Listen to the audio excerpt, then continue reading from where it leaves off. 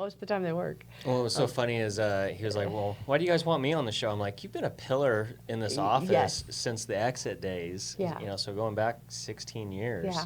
Yep. You know, He's like even I done can't the remember any event that we've done and he's not been there. Yeah. And he was doing handyman work for the office. I still have him, I think, on our preferred vendors as a handyman. And it has his business card on it. Yep. You know, he'll come here and he'll fix stuff for me, and I'm thankful.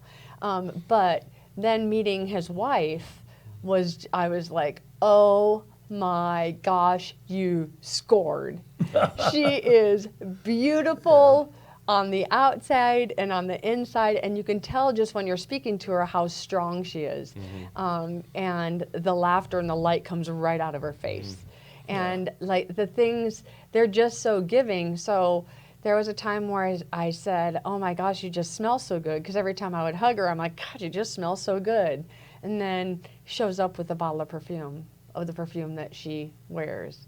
And I still look at it and I don't want to wear it because I still need to have the smell of Shirley, right? And so, like, just strong, dedicated, committed person. And then I watch those two be together, and there's the example of what unconditional love is. And even though you might have got 2 strikes, the third and was not a strikeout, it was the third time's a charm. Yeah. Well, you either grow together or you grow apart. Yeah. I mean, that's just a reality. Yeah. I mean, before you met somebody and fell in love, you were total strangers. Yeah. And if you don't keep growing, Yeah. you're going to be total strangers again. And that's when you go your separate ways because you just don't know each other anymore. You just grew apart. It's just a fact of life. That's why you still got to keep that alive, that relationship alive. And being married a long time can be, when I was a young guy, though, in construction, we had all these macho guys, and they always used to talk about all the girls they're going out with.